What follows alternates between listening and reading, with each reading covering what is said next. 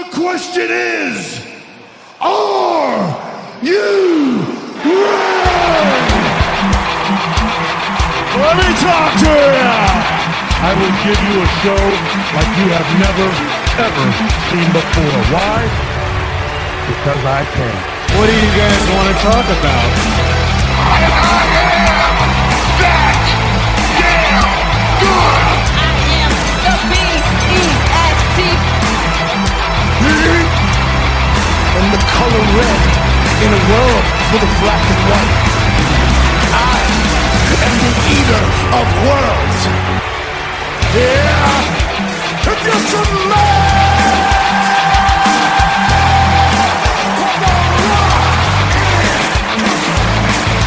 acknowledge me. The champ is here. But to be the man, you gotta beat the man, and I'm saying, woo, right here. Hey, yo. The best there is, the best there was, and the best there ever will be.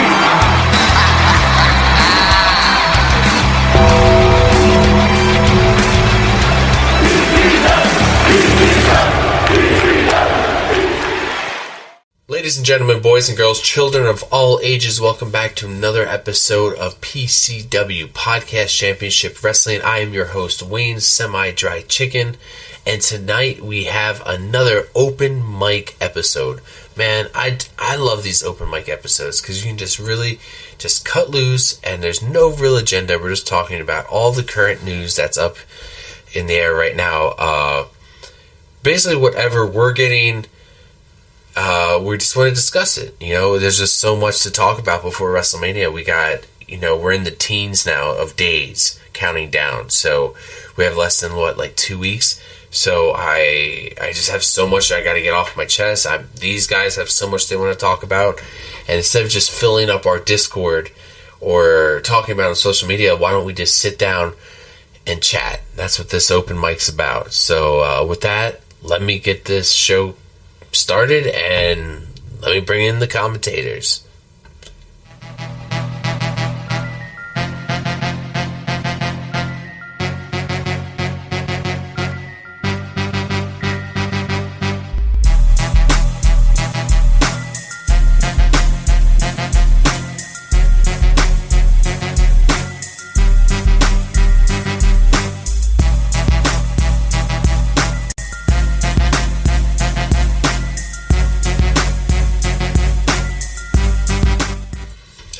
Hello, Dre. Welcome back. Yo, what it do, PCW crew? Man, dude, we're so close. So close to WrestleMania. Can you feel it? Do you have your shirts picked out? Do you have your outfits? Do you know what you're going to eat when you get to the arena? Are you all planned? Do you think it's going to snow?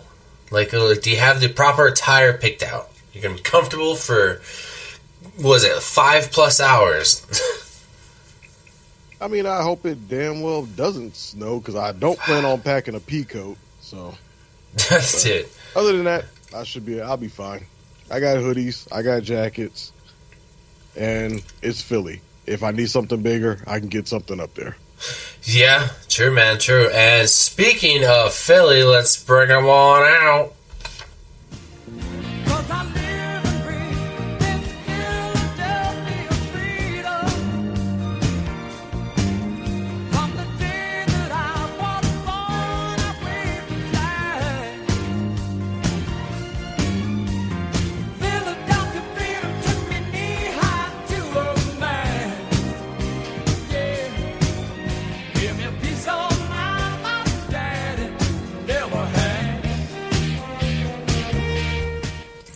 Doyle, what's up, man?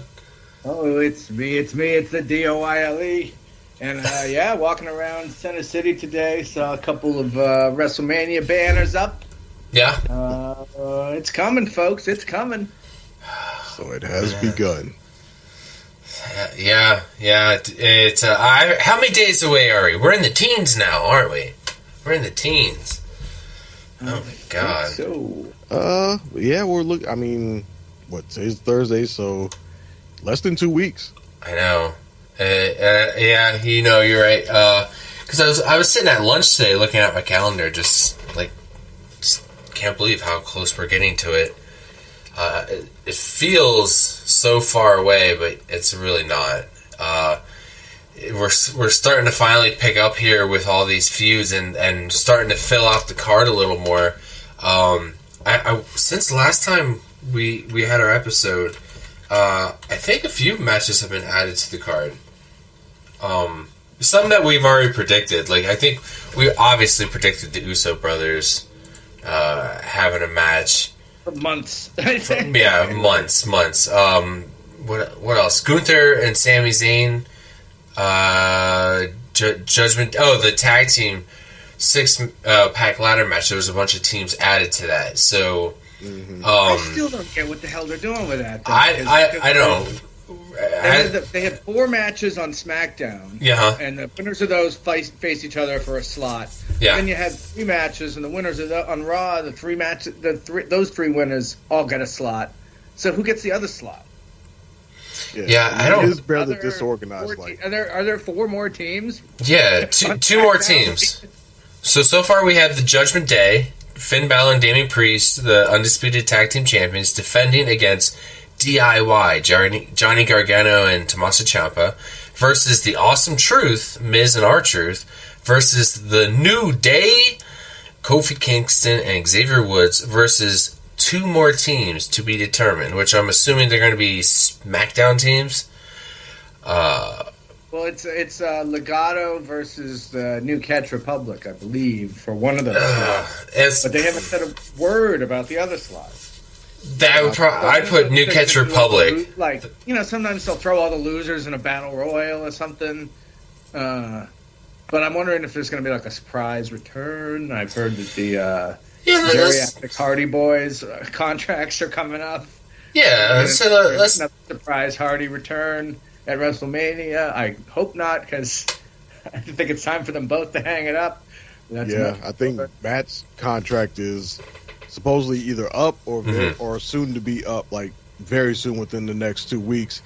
But Jeff, given that he's missed a lot of time due to injury, I think a lot of people have speculated that his contract is probably going to be extended, or he's going to have more time added to his contract, so his won't be up in time unless Tony Khan is just nice enough to let him out of it and just grant him a release, which is still up in the air, which I highly doubt that I would see Tony Khan letting Jeff out if there was a real possibility of them then almost immediately showing up at WrestleMania of all things. Right. Sounds good.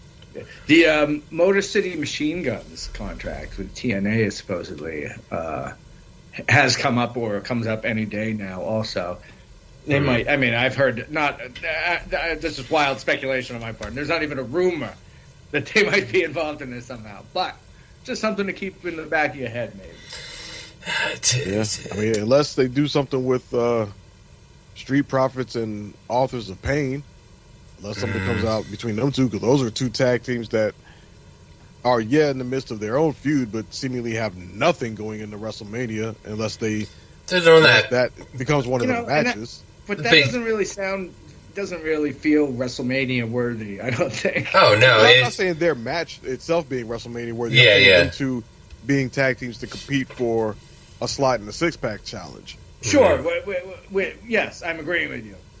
Just I would rather see that in that capacity. I don't need to see that at WrestleMania, I don't think, unless it's one of the pre-show things or something like that. Kickoff show. I think we've got 10 matches so far, and I'm expecting 4 more, so maybe 7 and 7, and maybe one pre-show match each night, maybe. Yeah. Really? Yeah, and it seems like there's a whole lot of talent and not many slots. Not a lot of slots. Yeah. Right. Oh, dude, that sucks though. Just the possibility of being left off that card, missing out on that big paycheck. That kind of speaks to how fucking stacked the roster is right now. Yeah. Oh yeah. We could probably make 2 WrestleMania cards full of. Think about who's potentially left out. Dirty Dom does not have a match on WrestleMania yet. Rey Mysterio doesn't have a match. The women's tag team champions don't have a match. Bianca Belair, probably the biggest name, does not have a match yet. There's a lot of space or a lot of names fighting for, like we said, very few slots. Somebody's going to get left out. Natalia. Poor Natalia. It's not going to feel like a WrestleMania caliber match. Yeah. Yeah, and I mean, speaking of the women's tag team champions, we still don't know what's up with Asuka and her knee or ankle. Oh, yeah. Was she hurt her knee on SmackDown last week? Is that was the report? I mean... Man, that's another one, like, I mentioned it last episode. This week, we saw Nia Jax versus Becky Lynch again. And there was a lot of good spots. And, a pretty decent match between the two. But, like... ladder through the table. But, yeah. First through the table spot. Holy shit. I cringed at that because I'm just like, oh my god, like, what if you get fucking hurt, Becky? Like, what if you get hurt? Nia doesn't have a fucking match at WrestleMania. Don't matter if she gets fucking hurt and left off the card. But if you get hurt, you're like, why are we seeing you versus Nia again?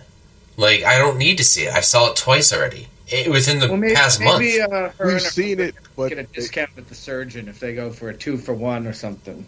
I guess, but the risk of injury is there because look at now we're dealing with it with Asuka.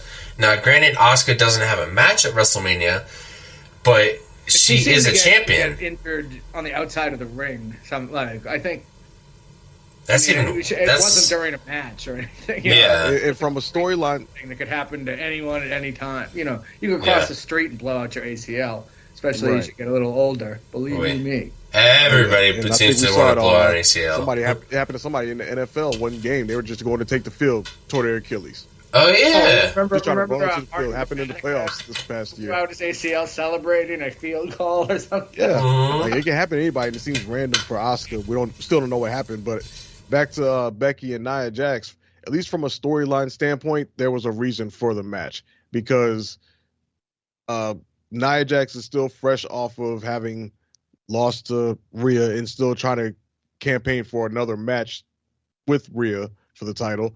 Becky's the next one in line. Nia Jax and Becky still have unfinished business because, we've seen the match before, but the last time they had the match, Nia Jax won. Knocked her out. Clean. Yeah, clean. So, and has been beefing with her still since then and still talking smack since then. So they definitely had unfinished business that had to be resolved. So the fact that we got that match, to me, actually felt like it had to happen. It felt necessary because Becky had to put that behind her before she can finally move on and give her full attention to Rhea Ripley. And the fact that they gave it to us in the form of a last woman standing match was like a nice bonus going into WrestleMania season. I'm kind of, it was a risk to it, but I'm kind of glad that they didn't really just play it safe in some basic one-on-one match where she wins. Give us something special. Give us a reason to tune in, to Raw each week going into WrestleMania season. Keep this momentum that they have going and keep it going. Yeah, I mean, one of the problems with the road to WrestleMania is, as exciting as sometimes it can be boring as fuck sometimes because of playing it safe. It's exactly. I'm sure it's going to be a real fine line, between the talent and the producers and the bookers of how far do we want to push this right now? How much do we want to risk, Becky getting hurt or whoever, you don't see Rhea wrestling very much since the last pay-per-view,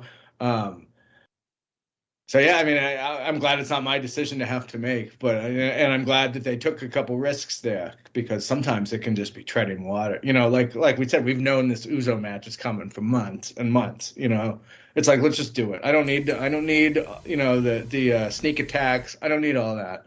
I don't need the ham-fisted explanation of what Jimmy's doing. It still doesn't really make any sense. You don't need the black hoodie jumping the barricade every week. Yeah. Who's that? Right. Oh my God! It's Jimmy. Yeah, it's Jimmy. Yeah, they don't need much of a build-up now. There are other feuds that actually could use some help and could use some actual face-to-face interaction, like LA Knight and AJ Styles. Yeah. You'd almost forget they have a match coming up because they've had little to no interaction with each other.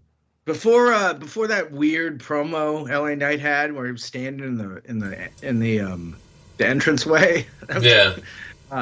he hadn't been he had been on TV for 90 seconds over the last 3 weeks before that. Yeah. Last match he had was with a television. Yeah, it just seems like closer and closer we get to WrestleMania, guys like LA Knight just get buried due to like, I don't know, like the guys like The Rock takes 30 minutes out of a 2-hour show. Well, speaking of The Rock, I don't think it's that big of a coincidence that we haven't seen much from LA Knight now that The Rock is back. More often than not, the big knock on LA Knight was, he's a Rock ripoff. Now we have the real Rock. Why would you go see the Kiss cover band when Kiss is still playing?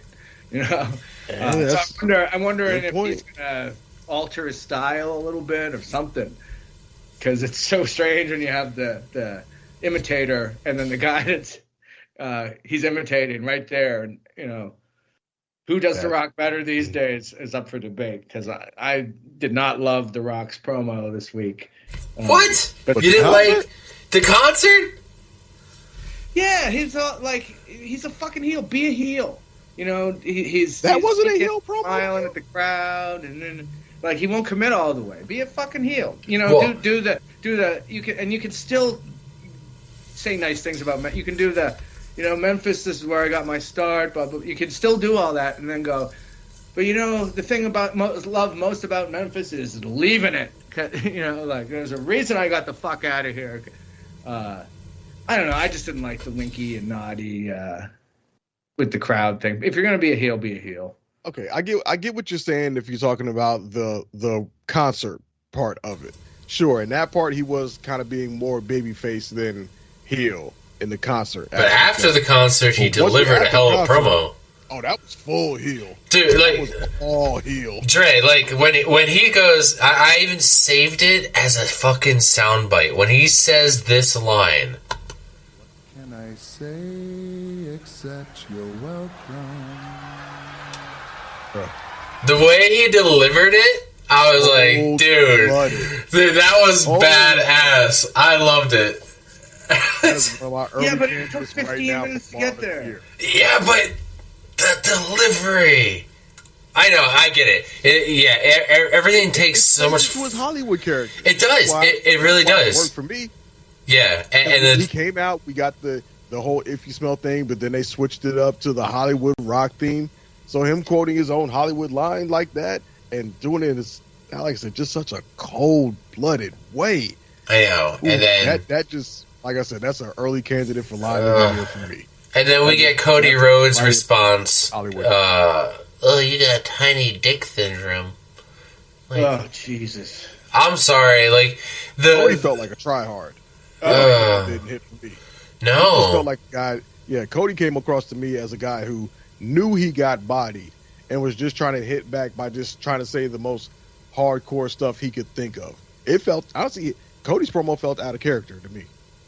It felt out of character. It was bad. I don't know. Be a Dwayne, but not by much. Yeah, it was like, you know my mom? Well, I know your mom. And the crowd's like, oh! I'm like, what? Why are we oohing? I'm just eating it all up. I know. Why are we oohing? Like, okay. I don't know. And then, it seems like Cody almost cries, in all. I don't know if it's an act. Crocodile tears, but it seems like he just always wants to cry in all his promos now. And The Rock has been just making fun of it the whole time, really leaning into it. Yeah, you fucking kidding me? For as much as Cody is, unquestionably, he's the face of the company now. Going forward, if Cody has one weakness in his game, I think it might be cutting promos in big moments. He can do the whole week to week thing, go out there, say stuff, sound good, have the crowd rolling with him. But when it's been the biggest moments, Cody has kind of fallen short in terms of standing in the ring with his opponent. Because remember last year when it was him and Roman in the feud, I thought Roman was getting the better of Cody on the mic last year. Yeah, in the promos. Yeah. You remember when Cody said when they were first in the ring together and Roman looked at him and said, and laid both belts on the title and says, "Have you ever wrestled for that? Have you ever competed for this have you one? Ever defended that? Yeah. Have you ever main evented WrestleMania? Have you ever even competed in a match for that?" Like, Roman just owned him on the mic, and it made me like enough to make me question whether Cody was actually going to win. He was getting owned that bad, and then now him going back and forth with The Rock. Again, he's just getting bodied, and he's just not hitting back on the same level. Roman, I think, has been the MVP of this whole build. He's been by far the most entertaining person on the screen, I think. Like when The Rock said, "If you smell," and he grabbed the microphone and put his, like that was good shit. He's really bringing it. Yeah, that moment right there, that was probably the best moment we've had in this whole saga so far. Yeah. Because that was a legit moment where everybody was like, oh shit. Yeah. And the fact that he just said, acknowledge it, and then, like, he did it, that was definitely, okay. Because in that moment when he grabbed the mic, we all thought, oh, this could go. At least some people thought, is this where it goes sideways? Yeah. Mm-hmm. Yeah. But it turns out it did, unfortunately. Because it's going to go sideways. It's just a matter of when, where, and how. Everybody thought that was the moment when it did. Yeah. So that was magical. Guys, the other night on Amazon, I watched Ricky Stenicki. Have any of you guys seen it yet? Nope. I haven't seen it. Dude, like, the only reason why I bring this up is because, if we bring up any movies or TV shows, it's because of a former wrestler's in it, and John Cena's in this one. Zac Efron getting to work with The Rock on Baywatch, and now getting to work with John Cena and Ricky Stenicki. And coming right off playing Kevin Von Erich. Oh, yeah. Zac Efron, all up in the wrestling biz. Dude, I thought this was funny as hell, this movie. John Cena playing a great role. and a lot of the songs that he sings in this movie is fucking hilarious. I thought a lot of that was... This is funny because John Cena's saying it. That's why I thought it was funny. It would have been funny if it was just some other actor. I don't think so either. I think it's funny because it's John Cena. Like what would you give it on the the Tupperware scale or whatever? Well, if we're doing like a scale. Yeah, we'll say like our rating with our 5 stars. I'd probably give it like a low 4, maybe like a solid 4, like out of 5. I mean, like I enjoyed it like a lot. Like, I mean, it was kind of. I didn't think it was. The beginning was so slow. It was a slow beginning. To get where it was going. Yeah, they could have shaved 15 minutes off Act 1 easily. I agree. Yeah, they could have shaved some time. We almost turned it off until the bris scene. Really?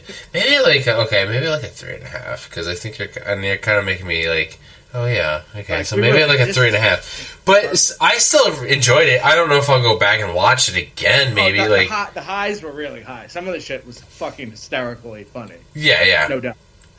And I mean, I'm a big Ferrelli brother. It was only one Ferrelli, not the brothers. But I mean, I love some. I mean, fucking Dumb and Dumber, Outside Providence, Kingpin, just fucking classics. Yeah. So I mean, something about Mary, like just ugh. I like Andrew Santino in this, but it was just. I don't know. I hated the guy. The guy with the redhead guy with the beard. What? Andrew Santino? I love him. He's awesome. Such an asshole. Yeah, I think he. I listen. Who he was. I have no reference to him at all. Dude, he does a podcast with Bobby Lee from Mad TV. It's fucking funny. He just had John Cena on there. Oh, they might have been my work. Yeah. I think. What's it called? Bad Friends? Bad Friends. Yeah, they were there. Yeah, they had John Cena and Zac Efron on their podcast the other day. And what else did I watch with a wrestler in it? Oh, for the first time, I've never seen it, but I watched Moana yesterday. I've never seen Moana, so Yesterday? Or is it? So the whole "what can I say except you're welcome" line meant nothing to you. No. I knew of it. Like, I was aware. I knew what it meant. You know, I know the song. But then, here's the thing: is like, I didn't know his character, his like Moana character, was a heel. Like, I didn't know that until I started watching the movie. I was like, oh, it's even more. Like, I'm like the idiot standing in my living room going, oh! You're Leonardo DiCaprio pointed at the Yeah. But, like... that's how I would think. Yeah. I mean, like, here's the thing. It's like, I'm not saying... like, when Moana came out, it's just... I just don't have any kids. It's like, I just wasn't one of those things I was like, I gotta go to the theaters and see Moana. So... You know, I guess, like, I was, like, going to get to it. I mean, I got nieces and nephews, so... Yeah, I was going to get to it at some point, I guess, but, like, yeah, Andrew's like, why don't we watch Moana? She's like, it's really good. And I was like, you know what, I did. I liked all the singing and whatnot The Rock was doing. I like it. And then now that I heard that they're going to be doing a live action, I was like, oh, that would be cool. That would probably be pretty cool. I figured it was from one of his movies or something, but I think I've only seen a handful of Rock movies, to be honest with you, because most of them are not my type of fare, generally. What, like the Tooth Fairy? Yeah. No, you know what? I liked Walking Tall. I like that one a lot. Oh, wait, I'm going to look right here, because it's been a while. What's the one with him and Stifler in the jungle? That one was pretty good. Oh, dude. The Rundown. The Rundown? I like The Rundown was good. I mean, The Rundown. 20-year-old. I'm looking at his filmography here. So, like, The Rundown came out in 2003. He also did, like, Walking Tall the next year. Do you guys remember Walking Tall? I didn't care for Walking Tall. I thought it was just kind of run of the mill. Oh, yeah? The game plan was great. That was a great one. Game plan? Yeah. That's First the one couple... where you played the football player who who's I think is not an adopted daughter, but had a daughter that he never knew about, and she showed up at his place one day, and he has to suddenly be a father. That was actually a really good movie. That's the one that kind of, as good as that movie was, it kind of sort of derailed his career for a little bit, because that movie was so good and so successful that he went on this run of doing like kid-friendly films. He ended up getting like Tooth Fairy and Race to Witch Mountain or whatever that one was. And you're right. Those other ones. 2007, The Game Plan. He was still Dwayne "The Rock" Johnson back then, right? He wasn't Dwayne Johnson yet, right? Yeah, so like... I think he was still... I bet you there's people who have no idea that he has anything to do with pro wrestling. You know, but I think back then, his identity was very much still tied to that. Well, let me give you the rundown. Like, in The Game Plan came out in 2007, so you're right, Trey. So, like, he had, like, a lull between that. So he had The Game Plan, Get Smart, Race to Witch Mountain, Planet 51, Tooth Fairy, The Other Guys, Faster, and then, finally, in 2011... is when he played in Fast 5, and that's when his career started to pick up again. Pick back up, yeah. Yeah. Which, granted, some of those were just bit roles. Like, Planet 51, he just had a voice acting role. Yep, but that was his first one. He had a bit role in it with Sam Jackson, so he wasn't even in that movie all the way. What was the other one? Race to Witch Mountain, Faster, and Tooth Fairy. That one sucked. Faster sucked. Tooth Fairy sucked. What's the movie? What's the disaster movie he's in? Oh, San Andreas. That movie's terrible. That one sucked. That one. Yeah, how about Hercules? I liked him in Hercules. I never saw Hercules. What? Hercules? Yeah. I thought Hercules was pretty good. Yeah. Not Disney Hercules, but... No. Is it better than the Arnold Schwarzenegger Hercules in New York? It might be, but it's still probably not by much. And they dub over his voice. He's like, "Hello." Although the Hercules movie came out around the time that Rock had come back to WWE for a little bit. Yeah. He was making appearances again around that time, because I think one time he showed up and Michael Cole was calling him Hercules because that movie was either coming out or about to come out. Michael Cole. man's obsessed with antlers. Fuck's wrong with Michael Cole? I honestly can't wait till Michael Cole retires. I'm sorry. Like, I've had it. I've had too much. It's not he was great for a couple of weeks in the after the first Vince retirement. I remember, in fact, on this very podcast, I believe I praised Michael Cole. But Jesus fucking Christ, him and fucking McAfee are insufferable. You don't like McAfee? I don't throw the fucking mute button on. Andrew doesn't like McAfee either. I don't mind McAfee. Insufferable for me, but I would say right now, Corey Graves and Wade Barrett are probably the better duo right now. Oh yeah, my God, agreed. Yeah. They fucking Michael Cole and McAfee make Graves and Barrett look like the Brain and Gorilla. Yeah, I don't disagree. I like Wade Barrett. I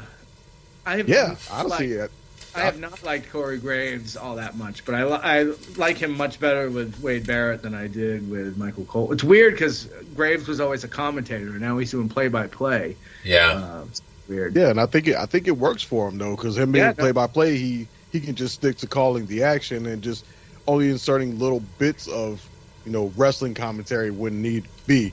Well, Wade Barrett, who shines in that department, can focus on that. It does suck that he's on SmackDown though, because man, freaking what's our boy Bronson Reed is struggling without Wade Barrett there to hit that tsunami for him. Tsunami! Everybody's getting soaked. That made that move honestly for me. The move is still effective, but neither Pat nor Michael Cole can say it right. Wayne, that was a pretty good Wade Barrett you had there. I'm fucking always mocking him. Oh, look, it's Bianca Belair. Fuck. Sometimes the way he pronounces certain wrestlers' names drives me nuts. But hey, I get it. There's probably certain names that we pronounce weird, and they're like, oh, "You're not pronouncing it right." It's what celebrate and say aluminum. Yeah, lose their shit. Well, you know what? Dave, a listener of our show, who's been on our show plenty of times, his wife is British, so she has that thick accent. So speaking of he deals with it all the time.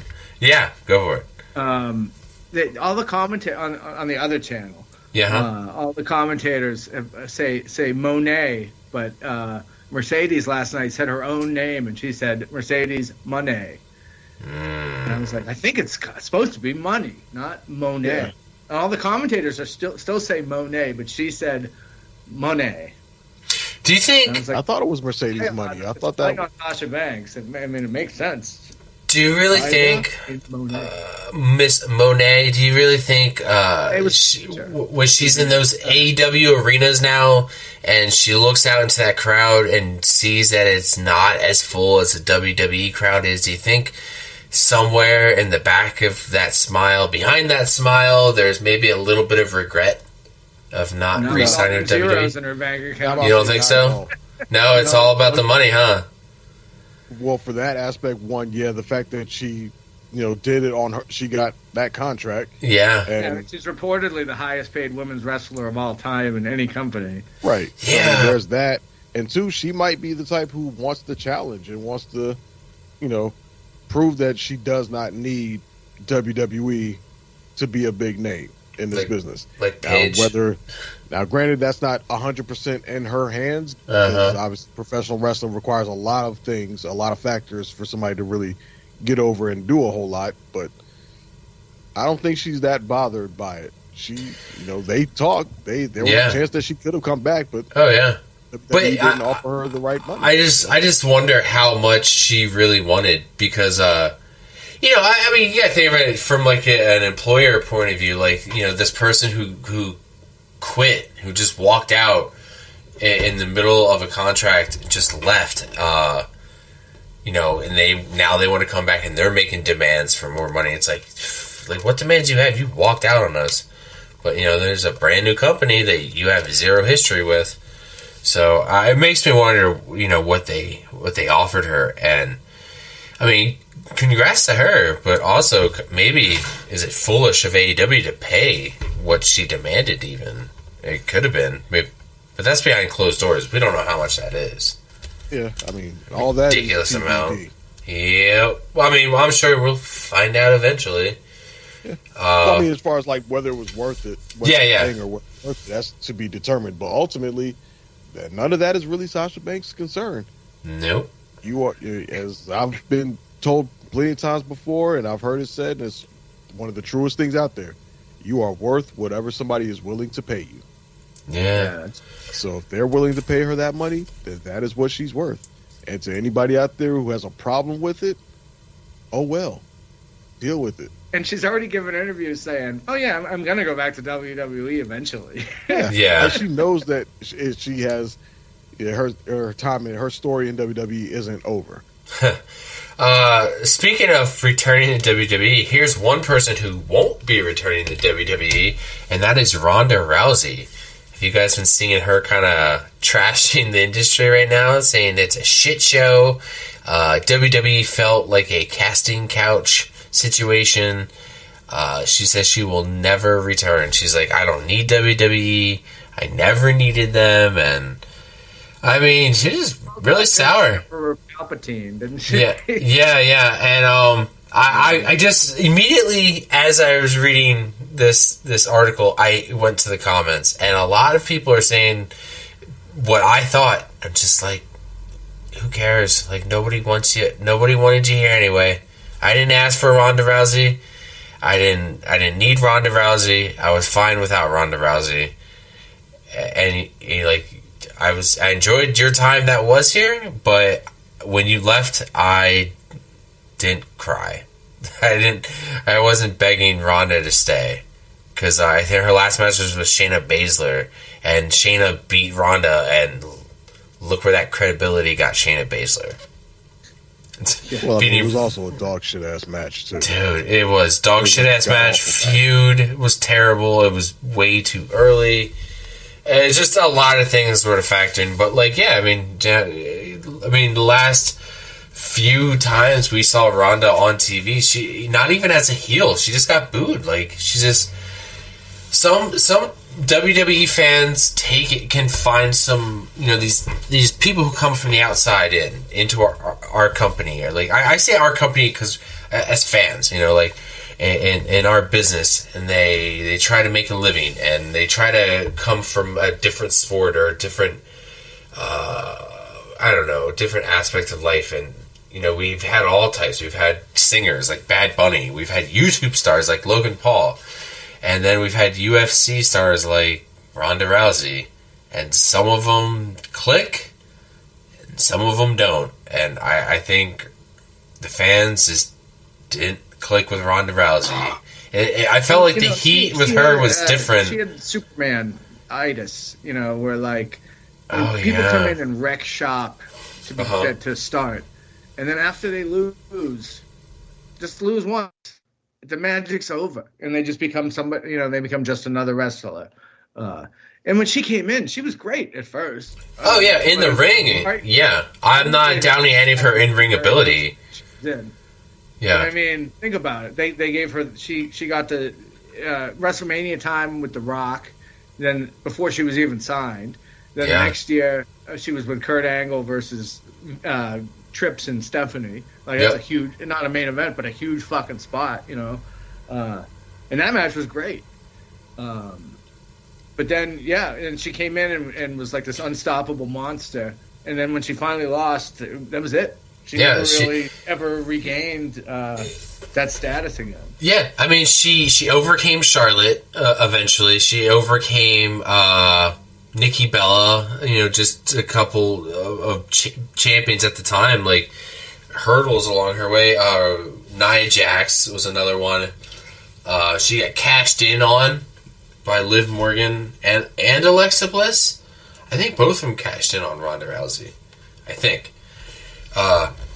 It just weakened her more and more, and she was just never.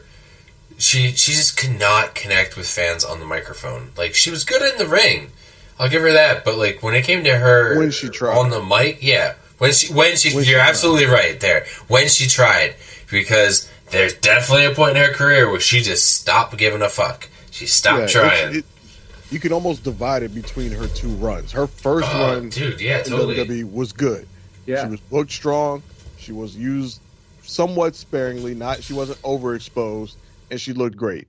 But then when she came back in her second run, she didn't come off as she seemed on her own end rather disinterested or not as invested as she has been during her first run. She clearly hadn't put in any work in the timeout to improve her wrestling ability at all. She was still just doing the same stuff she was doing before. But again, well, like y'all mentioned, she didn't have that aura of invincibility anymore. So it didn't work the same as it did her first run. And she hadn't shown any improvement. And yeah, she was still being booked, or arguably overbooked, to be too dominant when, like you said, once that's been broken, you can't continue to book somebody like a monster after they've lost. But they brought her back in that second run and still tried to book her as this dominant force that nobody could stop. And it's like, no, we're not going for that no more. She's been stopped. She's just one of the people now. And that's overcomable, but she couldn't do it. Right. She couldn't overcome it because, she didn't have that investment in it. She seemed disinterested. She seemed disconnected. And her second run, was a complete bomb. So, of course, nobody's going to really be clamoring for her to come back now. And she probably still has a lot of bitterness over how the fans reacted to her second run. They didn't seem as appreciative or as enthusiastic about her. And I think both people on both sides are speaking out of emotion right now. But as we've seen plenty of times before in wrestling, give it time. She can sit here and say now, I'll never come back to WWE. Yeah, let's revisit this in 4 or 5 years and see how you feel then. When people have forgotten about you, or maybe not, or some people still have that nostalgia bug that starts to hit, and maybe they're open to you coming back, making 1 or 2 appearances here and there, and Vince's memory is more or less gone from WWE. We're far enough removed from his stuff, and it's pretty much Triple H, and at that point he'll have enough years under his belt to have somewhat of a legacy or something that people can look for and say, like, okay, this is what it is under Triple H now, and it's well established. Yeah. We'll see how Ronda and other people are talking, like I said, 4 or 5 years from now. Yeah, those Expendables 3 residuals are going to dry up someday, and she'll come crawling back. Mm-hmm. Twitch might not be a thing anymore for her to stream on. Yeah. Oh, gosh. But admittedly, to her defense a little bit, she didn't really bash all of WWE. Most of her venom was reserved for Vince, John Laurinaitis, and Bruce Pritchard. Yeah. Everybody else, she seemed to not have any negative words to speak of. Like, she said she loved everybody else, but those 3 in particular, she has nothing good to say about. Yeah. Something good to say. Yeah, what's that? In the WWE. And that would be, what the hell was his name? Lee Fitting, who has taken over for Kevin Dunn, producing Raw, I think SmackDown as well. But the production has been great ever since the merger and Kevin Dunn leaving. They've been doing.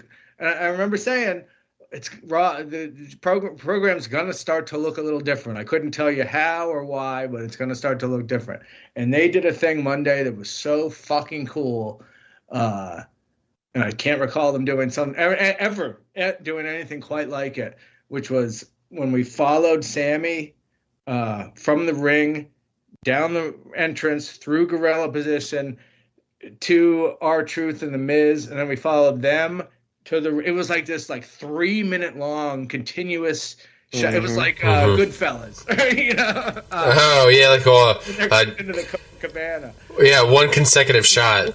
Cool. And they've been doing shit like that. They've been coming back from commercial with a long shot down the entranceway and boom right into the ring. It's really fucking cool. And And I mean, there was a time I stopped watching it because of the jump cuts and the shaking the camera and all that shit's finally gone. Oh my God. Do you remember when Edge returned to the Rumble and the very first spear that he did, they panned away to look at the crowd? Yep. Yeah, we're getting a lot more crane shots, a lot of overhead shots. It's really cool. They're finally like experimenting, kind of. And it kind of reminds me back in one of the documentaries. I want to say it's Beyond the Mat, but I might be wrong. Where Vince goes, "Oh, we make movies," and I was like, I kind of never understood that, but now they're starting to make movies finally, which is kind of cool. Speaking of, I did notice that when they did that on Monday, and I was like, "Huh." It was like 3 minutes, like continuous shot, and they're like framing scenes too, like I guess who pinned Roman? Was it Jay? Was it Jay that pinned Roman? I believe so. Yeah, he's the last person to pin him. They had Roman sitting pouting on the floor, and like the camera behind him, and panned up to see Jay standing on the top rope or whatever. That was cool shit. They're starting to like, there's stuff in the background. You kind of got to watch people's expressions while someone else is talking. It's a little more cerebral, maybe. Oh, fine choice of words there, sir. No, dude, you're right. It's slowly coming around. We're slowly seeing more and more of this. I mean, this is going to be, as a fan going to see an event, I'm interested to see how like the Titantron is for us. Like, what do they show us more of? The lighting is a big one. We discussed this before, but I'm excited to see what the lighting is going to be like. Are they planning on blinding us for? Did I just pay a lot of money for tickets to be blinded for 8 hours? We'll see. But yeah, I mean, we've gone to events before where like the whole fucking time we're being blinded. But no, that small stuff that's changed. Did you guys see that they're trying to like slowly reverse a bunch of things with Brock Lesnar? I mean, it seems like he may not be in as much trouble as we thought he was, and they were so quick to, as rightfully so, they were so quick to react, pulling him off of so much stuff. Like they were trying to erase him from the video game altogether. They couldn't, to the point where it's like, you can wrestle Brock Lesnar, but you can't wrestle as Brock Lesnar. And blurring him out of things and taking him out of the opening of the WWE opening towards the show. But yeah, it seems like they're at that point where he may not be in as much trouble as they thought he was, and they're trying to reverse a bunch of things. But it's kind of too late for anything to happen at WrestleMania, which kind of sucks. It's like we're at the point of no return. We were expecting Gunther versus Brock Lesnar. That was, oh God, I was hoping for that match so bad because we were gonna be there for it. But we're not getting that. We're getting Sami Zayn and Gunther, which is weird because the popularity of Sami Zayn maybe like a year ago, yeah, was just crazy off the charts. Especially beginning of last year. When he had his title shot against Roman at the Chamber. Just, it's crazy to think how high his popularity was. Now he gets a title shot, and the fans are just a little pissy about it. They kind of aren't happy about it with Sammy, and it's just crazy how just a year too late pulling the trigger with a lot of things. I felt like we had that one time with Roman Reigns winning the Royal Rumble. He won the Rumble one year, and I remember The Rock holding his hand up at the Rumble, and us fans just we just weren't buying it. But the year before that, he, I I think that's I can't recall who won the year before that. It was either like was it like Batista maybe, something like that. But everybody wanted Roman to win that year, and it just didn't happen. And then when they finally pulled the trigger a year later, the fans were just, no, like, you had your chance last year. And do you think we'll get that with Cody? Like, you know, we saw this match last year. We saw Cody Rhodes versus Roman Reigns last year. We're basically getting a fucking rematch. You know, something we've already seen. Like, does it get to the point where we wake up, guys, and we see that there are Cody crybabies? That's a real thing. Like this the energy you had, the being behind Cody, is that gone now? Like, are you slowly, like, every time I hear Cody Rhodes come out and say, "What do you guys want to talk about?" My one finger in the air acknowledging the tribal chief just goes higher every fucking week. I mean, is that how you guys are feeling? Are you guys getting kind of exhausted of the story? I have never been a huge Cody fan, but I will say this. Yeah, like sometimes they wait too long to pull the trigger, and when they finally do, it's too late.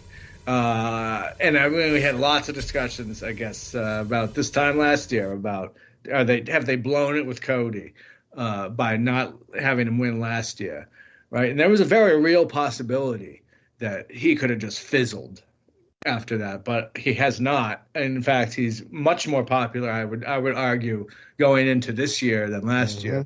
And while it is a rematch per se, I think it's going to be different enough that it's not going to feel like a rerun, you know. We'll get into it when we preview the card. But does anybody think that Cody and Seth are winning on night one? No, I don't think. No. So this is going to be a Bloodline rules match, whatever the fuck that means. So I think this is going to be like the last scene of fucking Endgame, where everybody and their brother is involved, literally their brother.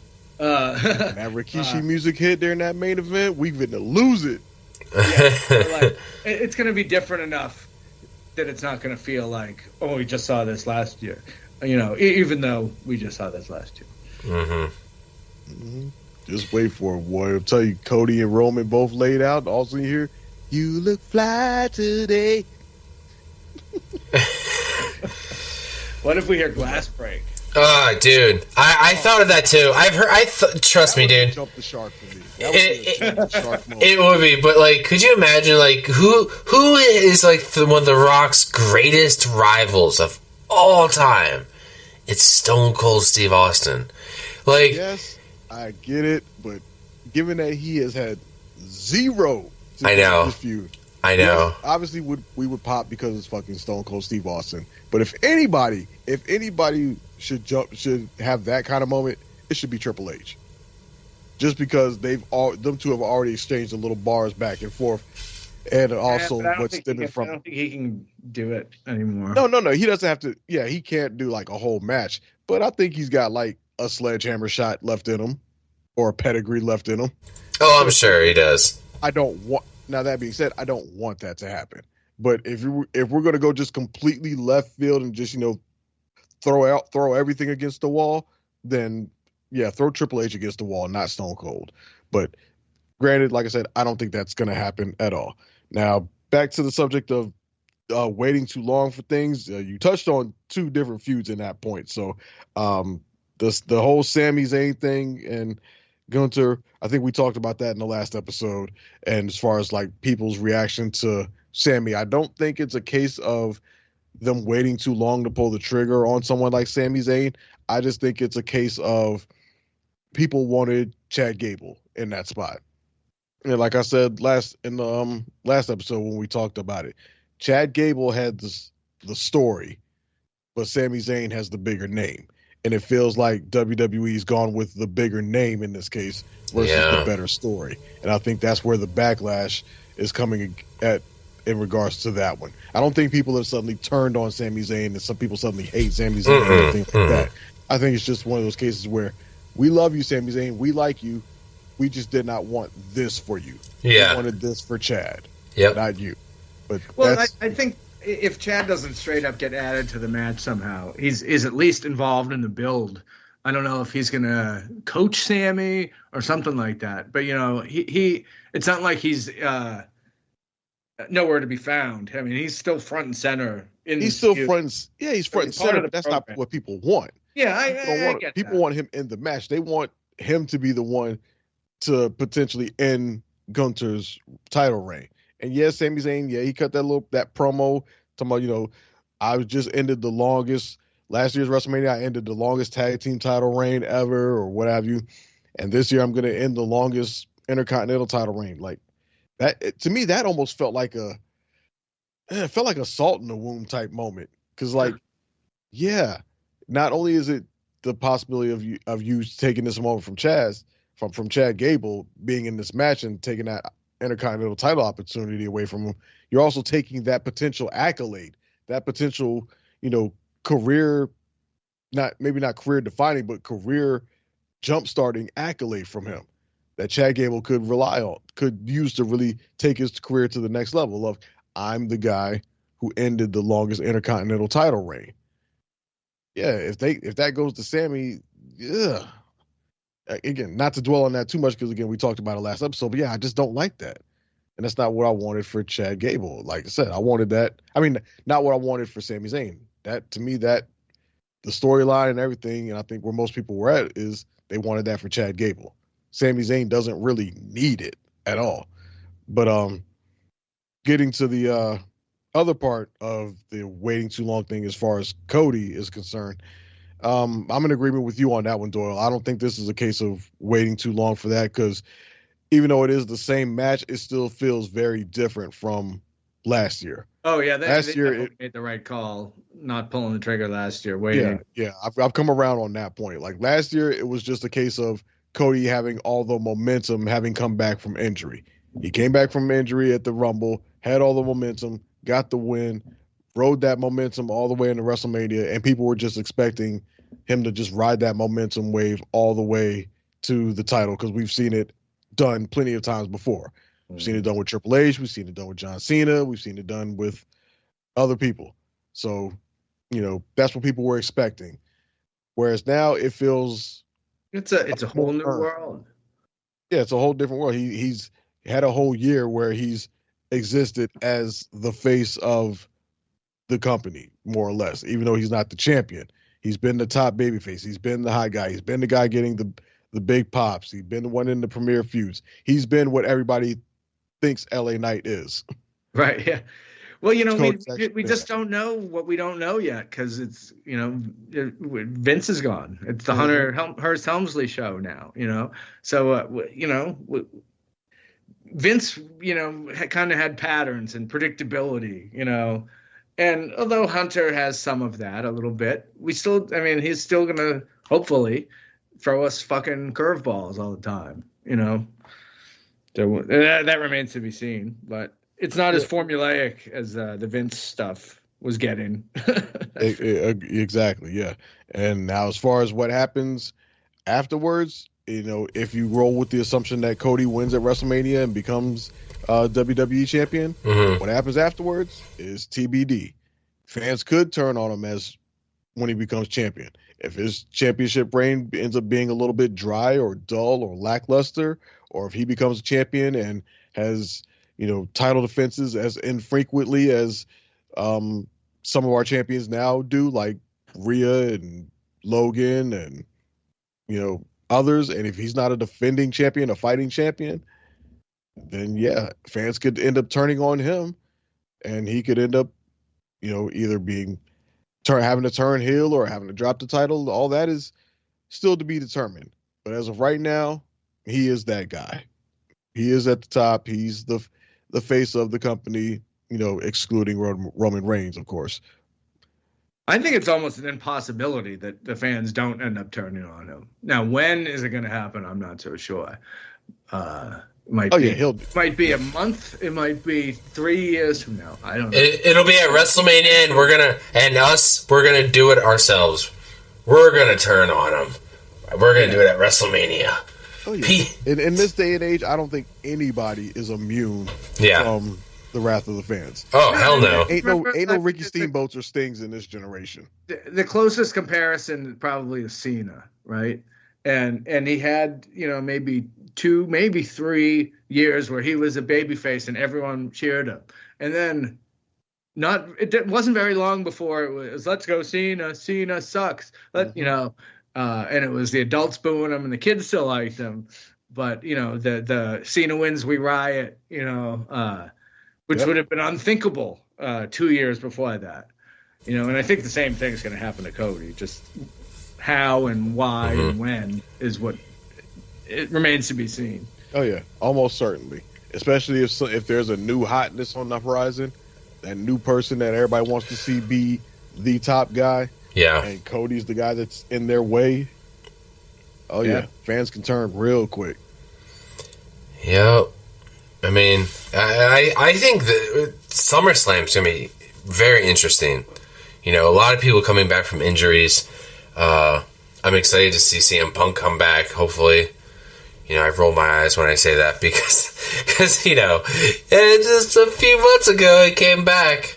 Went to the Rumble and now he's on the fucking injured roster. Fuck. That's brutal, man. He's always coming back. Yeah, I know. And, dude, I'm, like, still thinking, because I'm going to the Raw after Mania, like, who we could see come back still. And the only person I can really think of pop, worthy of a pop, is probably Alexa Bliss.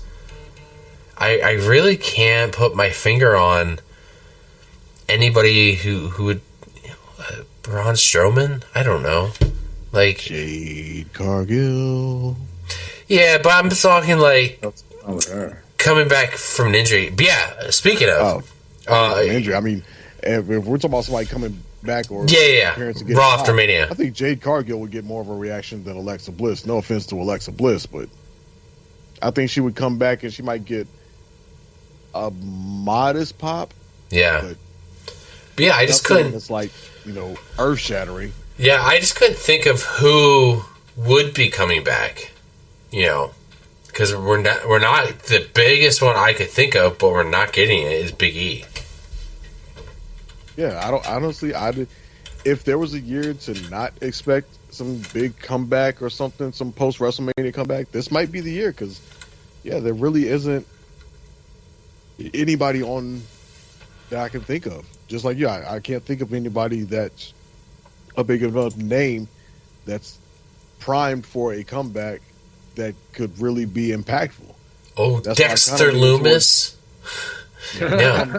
Right. Sonya Deville. That's why I lean towards Jade Cargill. I think if we're going to get any big post-WrestleMania name, I could see that her being it. In what capacity? TBD, but I could see, Rhea Ripley coming out of WrestleMania victorious, having beat Becky Lynch, she in the ring gloating, talking her shit, and then Jade Cargill steps up. Yeah, dude, how have she's debuted at the Rumble, but yet still has nothing booked since the Rumble? Like, no promos, no matches on SmackDown, or Raw, nothing. Like, I mean, they've had a couple skits with her. Somebody, the GM's trying to sign her. Mm-hmm. Yeah, I understand that, but is it my only guess is listen, just tread water until after WrestleMania, and then we have stuff for you, because it's listen, we have all this shit on our plate, and we just don't have really the space on the card to build a new wrestler for a match. I probably, that's probably what it is. It's creatively, it's just listen, we just don't have the space. WrestleMania is already 2 fucking nights in a row. So for somebody like her, I think they can make the space. You find a space for her. Yeah, you can find a space right. for somebody of her caliber. I think it's more of the case of we don't need you yet. We've got enough to put on an excellent WrestleMania. We don't need. You're not that. In case of emergency break, last type of talent yet. So rather than we'll bring you in for a Rumble, let you have this moment, let you look good. That way people don't completely forget about you. And then after that, we'll let you go back to the PC, keep working, keep getting better, keep improving, hopefully. And doing that. And then after WrestleMania, we'll bring you in and hit the ground running and go from there. Rather than trying to like have her after WrestleMania, put her in some sort of program and try to force something going into WrestleMania, or try to do something that maybe that's certainly not needed. Why do that when you can give her more time and, like I said, let her keep working and improving? You know, I mean, I just really don't get it why they're so protective of her. But they throw poor Maxine Dupree out there, who's had about 8 matches total. Looks like it's just a botch machine. Is getting like bullied so bad on the internet that they turn it into an actual ankle. Doyle, maybe she's like an amazing wrestler, but her gimmick is to be a terrible wrestler. No, I don't think No. That's exactly what it is. Like we've seen Jade, and she's not, Ricky the Dragon Steamboat, but she's not Nia Jax either. Right. Like she's definitely at the very least serviceable. Yeah. And it's like, why are we so kid gloves with her? But we're throwing this other girl who's green as grass. I'm sure there's everyone on the NXT roster has had more matches than she has, and I don't know why we have to keep throwing her out there to the wolves. But we've got Jade Cargill in a glass box, waiting for an emergency. Because as much as it kind of sucks to say this, I think they're more invested in Jade Cargill. Mm-hmm. Oh, because because of that, they have more incentive to get her right. And Jade Cargill, she already has. I think they're not naive. They're aware of the discussion around Jade Cargill coming into WWE, and it was about her wrestling talent. And because of the investment they have in her, that's why they're going to be way more cautious, because they don't want to put her out there and she's not ready and she's not, in a position to work well and be good on her own. And then all they end up doing is just reinforcing that narrative that's already existing, because then it makes her that hill she has to climb just that much higher and that much steeper for Jade Cargill, for someone that, again, they're much more invested in. Maxine Dupree, on the other hand, they're not as invested in, and I say that when I say invested in, I'm pretty much speaking monetarily. Yeah. So I'm pretty sure Jade Cargill has a Jade much larger contract. Multiple times. Right, many times over. Plus, Maxine Dupree has already existed as an on-air personality within the company. She's somebody that they were already used to seeing on and TV. Her gimmick is kind of that she sucks. Right. And then they threw her in the thing with Alpha Academy, which is already kind of this gimmick of trainers, quote unquote. Like, we're these guys and we're training people. So then she fits in with that. So putting her in matches initially was just a natural progression of that. Like, oh, she's been training with Alpha Academy. Yeah. Now here's her going out there and having her first matches. I don't think they expected that people were going to react so viscerally to her, her lack of ring ability. I think they may have thought that people were going to like understand it and get it, that, hey, she is supposed to be new. She's supposed to not be all that great. That is the story. That is the gimmick. Even if it is kayfabe and reality simultaneously, that, yeah, she's not that great. And y'all are supposed to follow along with her as she presumably gets better over time. Right. They probably just didn't expect that people were going to look at her and think, and honestly, this one is kind of on the fans. Definitely on the fans for, the bullying and shit online. Now, that's just completely uncalled for and fucking childish, and people need to grow the fuck up about that. But they weren't expecting that people were going to look at this person who was very obviously green and should have been seen that way. They weren't expecting fans to look at her and expect her to be a professional on the level of the other ones who are wrestlers and have been wrestling for a period of time before this. I think WWE expected fans to get it, and we're probably surprised a little bit by the fact that they didn't get it, quote unquote, and now we're having to pivot that storyline a little bit and kind of use how the fans are reacting and kind of integrate that into the storyline. That part probably wasn't part of the plan. That's just them reacting in real time. A nice little side effect is that I fucking love heel Candice LeRae in a way that and like face Indy Hartwell, who's confused as all fuck. Yeah. Like her biggest strength, I think, is that face. That's a bit of a side blessing to this. Is that out of all this, we're getting something from characters who have really just been there, just there, treading water. Yep. Yeah. Yep. I mean, props to them for turning some shit into a little bit of sugar. So that's all I got for like news wise. But I wanted to, for the last bit here, the show, I wanted to, kind of keep fans updated of like what we're doing WrestleMania weekend. Doyle, you're the man, you're the local man. Has anything changed? Like, what are you still planning on doing? Like Thursday, Friday, and then maybe going into WrestleMania like in the mornings. Like, what are you? Anything new on the agenda, on the itinerary? No, I don't. Besides showing Carlos and Dre around a little bit, I don't know that we really have much of anything on Thursday. Blue Meanie's having a party, and I was thinking about going to that. Thursday. Blue Meanie. But mostly the reason I'm not doing anything is because there's so much shit. Like, I feel like if I do all of it, I'll be by the time WrestleMania comes around, I'll be like, I can't sit and watch any more wrestling right now. That's how I feel.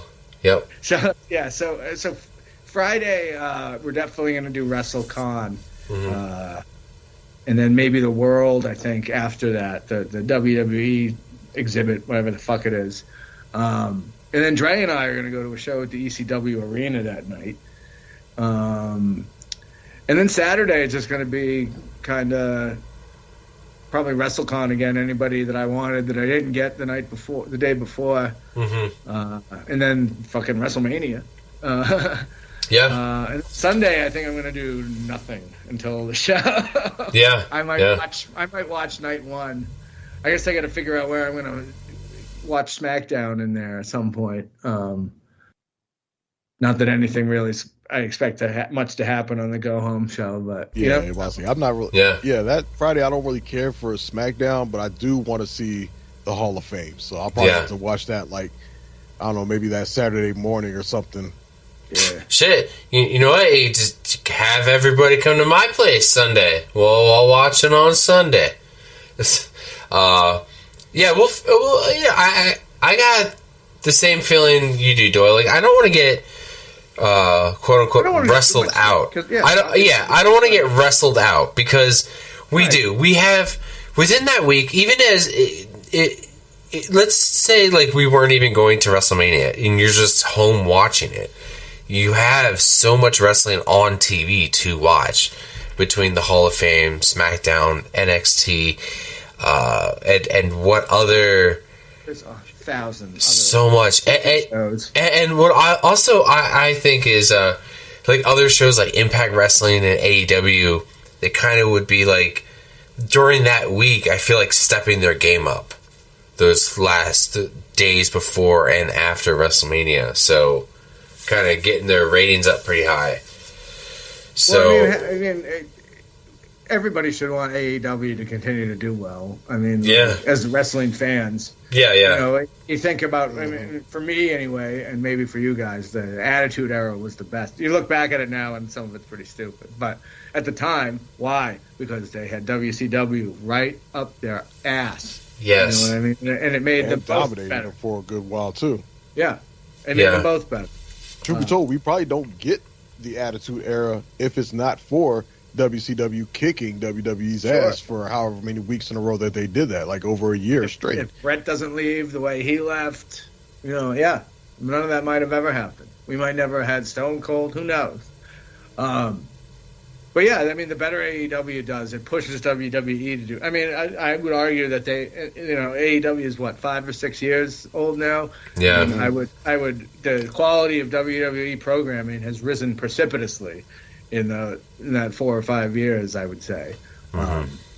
Because like I said earlier, like I was kind of stopping watching WWE around the time AEW started because I just couldn't fucking take the camera shaking and the constant cut. You know, just the presentation was just so fucking horrible. But yeah, they really turned it around. What about the Thunderdome days, man? The Thunderdome. Yeah, no, I was kind of out on some of that. I was there for the hard times, man. The Thunderdome days.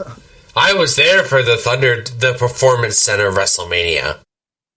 Yeah, that stuff was so weird. Like, wrestling without a crowd was weird. Yeah, that's why, like, Drew winning the world title this year would mean so much to him in front of a crowd.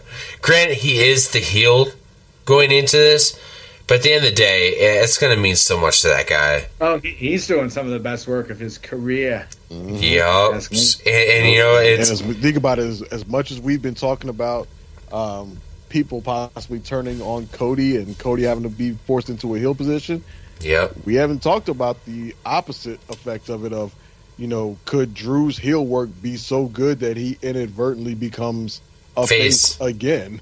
Yeah. You know, he's supposed to be, obviously he's been a face for the longest time and is now turning or in the midst of a heel run, but could his heel work be so damn good that it ends up pulling him back into being a babyface?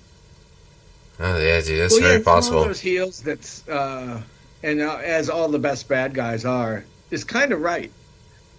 You know, like the way he goes about it is wrong, but his basic ideal or premise or whatever, he's pretty much right. You know. Yeah. And a lot of the best baby faces were heels. Yeah, great and heels. They were just so damn good at being a heel that people loved them enough that it became babyface. Stone Cold Steve Austin was a heel. The Rock was a heel. The Game was a heel. Yeah. Everybody was just like, they're so damn good at being that we actually like it now.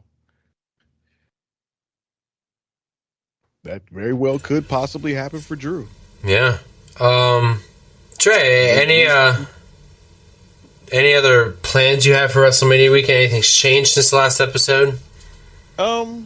Nothing really changed as much. I mean, I'm still getting in probably a day too early, and you know, I think I'm planning on that Wednesday checking out that what's that wrestling store you Suplex Vintage Suplex, yeah. I want to check that out Wednesday. Yeah. See what's up with that, and then Thursday I'll probably do some WrestleCon stuff. I need to still see if there's still tickets available for that Sting Q&A Thursday night. And then Friday, probably do some WrestleCon stuff during the day. And then we'll hit World at WrestleMania in the afternoon because I got tickets for that. It's gonna be a long day. Yeah, Friday's gonna be the long day. Yeah. And then that night, we and Doyle are doing the ECW show. Yep. And then after that, when that's over, which I'm assuming will probably be sometime pretty late, then Saturday, probably just be out and about in the area, kill time till it's time to go to the stadium for WrestleMania, which, I don't know. Haven't decided what time I want to try to be there. I'm thinking it might be, I don't know if it would be good to get there a little bit early. Obviously, the lines are going to be a motherfucker. I don't think there's any avoiding that unless you camp outside the damn link. I don't think there's any avoiding the long line getting into the stadium. But I don't think it'll be too bad. I mean, they do that. That's what they do, is move massive amounts of people in and out. Sure, I'm sure they'll be pretty efficient. I mean, it's just going to be a long line, period. I'm not saying it's going to be like in line for like an hour or anything. The concession line is going to be long. Yeah. And that's why I was going to suggest probably both days we eat something right before we go in. Yeah, Doyle, we pregame in the parking lot again. Yeah. All right, getting pizza. I wonder what the parking lot situation is going to be like at it's not bad. It's the stadium. Yeah, it's not bad at all. Just the stadium, just like the whole tailgate situation, like the fans outside beforehand. There's all kinds of things. There's all kinds merchants of and you can buy stuff. tickets for. Oh yeah, there's so much. There's one that Ric Flair's going to be at. Yep. There's a bunch of them. Yeah, so like, I mean, I'm down to get there pretty early to tailgate due to me and Doyle know like the places to park. So like when it is time to leave, it's like, hey, we're like the first ones out of here because of where we parked. Like I'm down. Yeah, that's worth the tailgating for me. But I also took off the 2 days after, so I won't be in a huge rush to go home and have to like, I gotta go to bed because I gotta be up at 3:30 in the morning. No, I'll be set. Oh, yeah. I'm flying back that Monday, and I'm scheduled off that Tuesday, so yeah, I got my recovery day baked in. Yeah, my recovery day is Tuesday as well. And then you know what sucks is like after we do all of that, guys. After we do all that, we finally get home. Everybody's home, unpacked, just taking a deep breath and relaxing, and then realizing we have to do a 2-part episode. Oh man, but I do want to take. I have a little tiny microphone that I showed you guys. I want to go around and I want to give interviews to people, little sound bites, little sound clips of just basically how you guys are feeling in that moment. Like, you know, I know there are some other people who are listening to the podcast, like Dwayne, like Dave. Me and Dave are going to Raw afterwards. I know Dwayne's going to be at Monday Night Raw. He's also going to be at WrestleMania, but we're sitting in different areas. So I want to find people throughout the night, and I just want to see what your energy's like. How are you feeling? Like, you know, this is a long show. I mean, if you're going to be there for the kickoff show and stuff, they're talking like 5 o'clock is the kickoff show, maybe 5:30. So you're talking 6, 7, maybe even 8 hours being there. And the energy that WWE expects you, the level they expect you to be throughout the entire night isn't what they get. So, you know, beginning of the night, everybody's gonna have that high energy. Everybody's gonna be hyped. We'll see how some of you guys are feeling in the middle of the night. Maybe, maybe, you know, I can see Doyle having a hell of a time early in the night. And then, like, you know, we get to the mid card, and Doyle's just dragging ass because the night's just dragging ass. You know, Drake could be miserable the whole fucking night. I don't know. Who knows? You could be uncomfortable in your seat the whole night, or there could be like a really fat guy sitting in front of you the whole night and you can't say anything, or some kid with a sign, the whole night, he can't see shit. I don't know. Or we might have lights shining in our face the whole time. I don't know. I kind of want to get everybody's vibes throughout the night, and I'll play some here on the podcast. You know, when we'll have our review. It'll be different, the review, I think, this year. A lot different than last year's, because... Well, definitely, because we'll be it's gonna be of having been there live, and watching it. Yeah, and you're right though. Like I agree with you guys. I have to go home and watch it again because we're not going to have commentary teams. We're going to be missing stuff. We're going to be going to the bathroom. We're going to be distracted by other things. We're going to be waiting in line for 25 minutes for a fucking hot dog. You know, we got to get ourselves an $8 beer. That's going to probably take 45 minutes to get. You know, so we're going to have other shit to do. So we're not going to be there for every single moment. But we promise we will be there for the ones that matter. You know, I'm hoping we get something during the halftime show. I don't know what. I don't know if we're going to get a performance by the weekend, or I don't know, fucking a celebrity spot. I don't know. Whatever we get, I hope it's good. I have heard a rumor. Ooh, let's hear it. There's a possibility of the band that does Cody's song might be at WrestleMania to perform him out to the ring. Yeah, I heard that one. Yeah, I think that's somebody. I think there was an interview with the lead singer, and he said they're going to be in Philadelphia that weekend. Oh, dude, that band is from Scranton, I believe. So I think there was talk of getting them. Scrantonicity. That's the band from The Office. Scrantonicity. Is that who it is? I don't know. Kevin Malone from The Office played in a band called Scrantonicity. Anyway, is he really Sam Mayday Malone? I don't think so.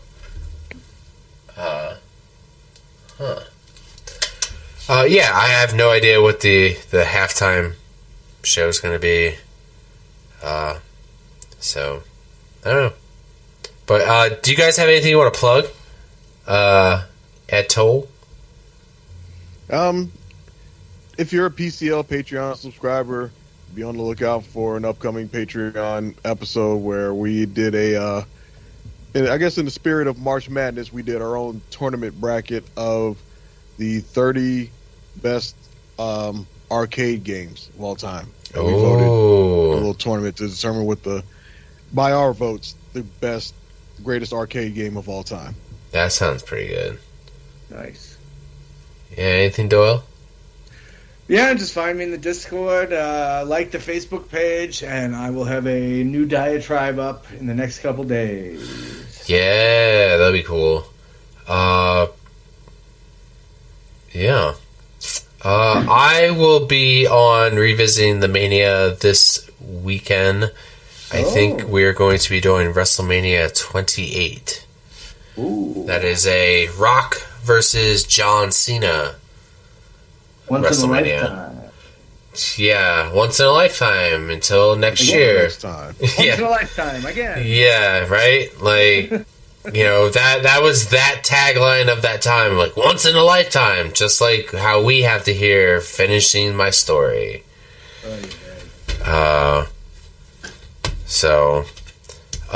If you want to find me anywhere, find me at Semi Dry Chicken, or find our website at Podcast Championship Wrestling at podium.com, where you can find our link to our Discord, where we're talking wrestling all day, every day. Our store is on there, connected to Pro Wrestling Tees. Just look up Podcast Championship Wrestling. You find all our shirts.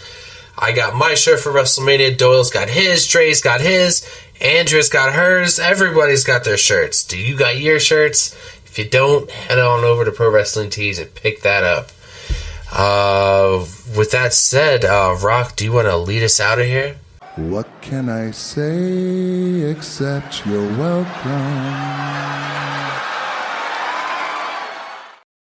You are the world's dumbest son of a bitch! The fact that day in and day out, for almost 6 years, I have proved to everybody in the world that I am the best on this microphone, in that ring, even at commentary. Nobody can touch me. You are not ready for Oscar! Because the Street Profits are up, and we want the smoke. You're next! Talk about your songs, talk about John 3:16. Austin 3:16 says I just whipped your ass. Well, let me tell you something, brother.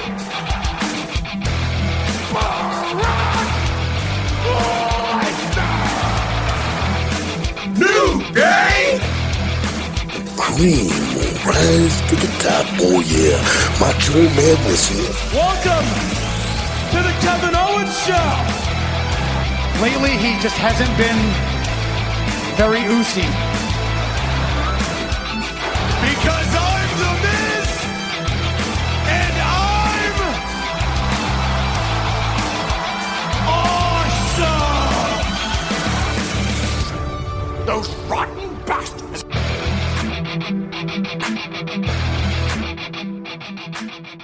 Bye-bye, bitch.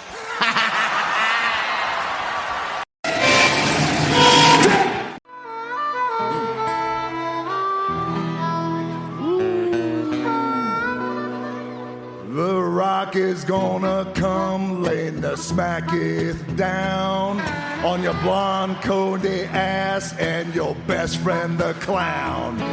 I'm gonna whoop that ass and break your back, or maybe I'll just beat you with my fanny pack. There's gonna be so much drama. You'll truly have no choice but cry to your mama.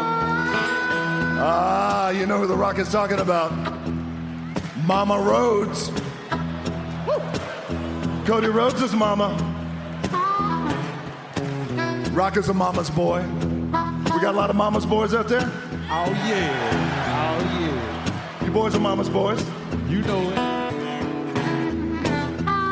Well, here's a little story about how Cody was born.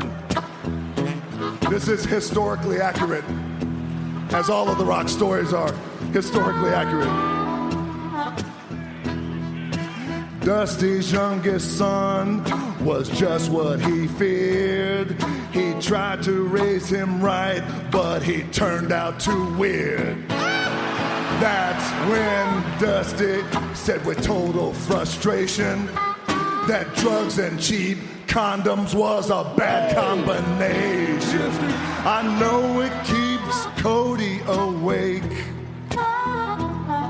to know he wasn't planned and he was a mistake. It's okay, Cody. The important thing is you're here now. But you're not alone going to WrestleMania. You got a tag team partner. That living embodiment of cringe, Seth Rollins. Got a little song for him, too. Oh, yeah. Cackling and dancing is all that you do. No wonder that your wife's more popular than you. You're so damn desperate to make them all cheer, but The Rock is gonna take that title, disappear. You're simply an embarrassment, son. Just like John Moran when he's waving a gun. I love you, John. We love you, John. We love you, brother. Get well soon. Get well soon.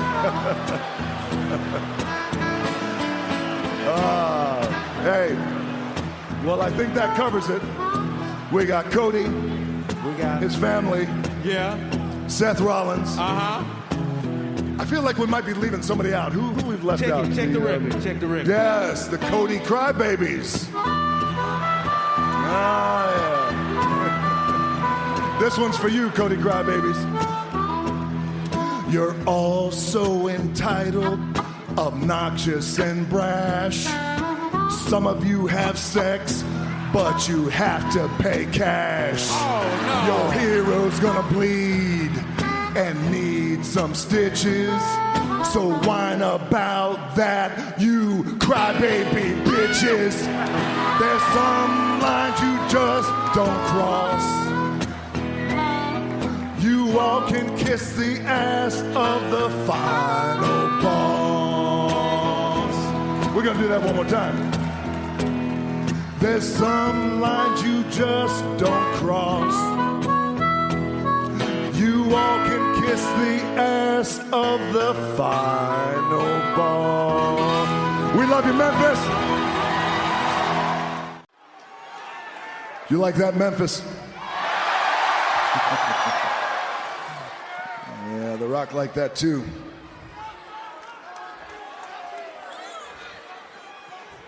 But now The Rock wants to, I love you back and I appreciate that love. Now The Rock is gonna say, I hear you too, honey. The Rock loves you, I appreciate it. We're gonna move this out of the way because The Rock wants to say something now. We had some fun, we're gonna have another kind of fun. Last week on SmackDown, Cody Rhodes, he did something to The Rock. The world heard it, The Rock felt it. Let's take a look at it.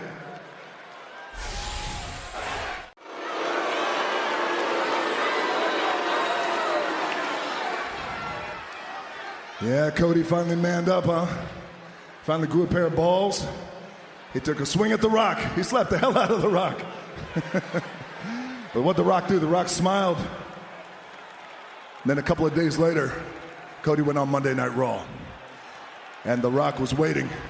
The world was waiting. How were you going to respond to the biggest moment of your career, slapping The Rock? Were you going to cut an impassionate promo? What were you going to do? How were you going to respond, Cody Rhodes, to the moment that made you famous. Let's take a look. You responded by crying. You responded by crying. You gotta be me. That's how you respond? I can't give the title to my daddy, so I'm gonna give the title to my mommy. I gotta give the title to my... You ain't giving anybody anything. Cody, The Rock doesn't want to talk to you right now, but The Rock wants to talk to one person right now, and that's your mama. Mama Rhodes. The Rock knows that you're watching. The Rock knows you're listening. You don't know The Rock, but you're gonna know The Rock in ways that you wish you hadn't. So Mama Rose, let The Rock break it down for you and how WrestleMania is gonna go. Your son Cody took something from me, and I'm gonna make him pay. I'm gonna make your family pay, and I'm gonna make you pay. On WrestleMania Night 1, The Rock and Roman Reigns, we're gonna beat your son and we're gonna beat Seth Rollins, which puts us to Night 2. Bloodline rules, anything goes. Mama Rhodes, The Rock knows that you just can't wait for your son to finish that story. You want your son to finish that story so bad. You want your son to hand you that belt so bad, that Universal Championship, but that ain't gonna happen. That belt is gonna stay around the waist of my cousin Roman Reigns.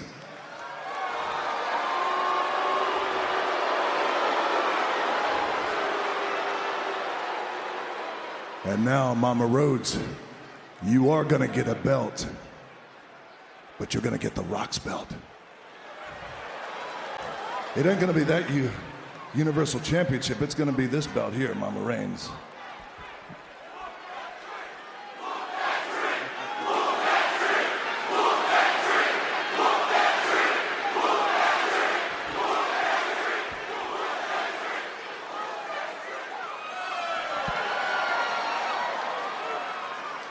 Mama Rhodes is going to be a belt just like this. And The Rock is going to take this belt and he's going to beat your son. He's going to beat the piss out of your son, and The Rock is going to make your son bleed. He's going to tear his skin, tear his flesh, and he's going to whoop him. He's going to whoop him like a dog over and over and over again. And Mama Rhodes, your son's blood is going to be on this belt. And when that Rock is done whooping your son, and Roman is done beating your son 1, 2, 3, The Rock is gonna take this belt full of your son's blood, and he's gonna walk over to you, Mama Rhodes. The Rock needs you sitting in the first row so the world can see. And The Rock is gonna walk right over to you, Mama Rhodes, and he's gonna hand you this belt. He's gonna hand you this belt right here. And he's gonna put it in your lap. And you're gonna be crying just like your son, and that's okay. Because then The Rock is gonna whisper in your ear, Mama Rhodes. And with all the blood on your son's belt here, and your tears on that belt, The Rock is gonna whisper in your ear, he's gonna wipe your tears away, and he's gonna say, Michelle, what can I say except you're welcome?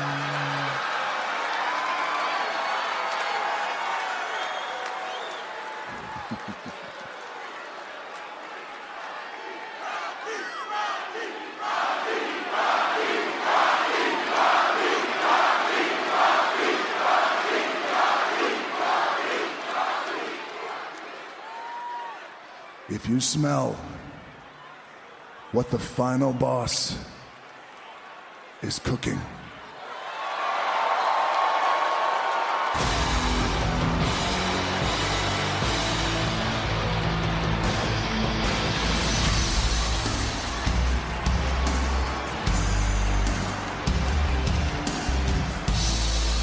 The final boss has never been one to make idle threats, but one thing is absolutely certain: the road to WrestleMania is a collision course.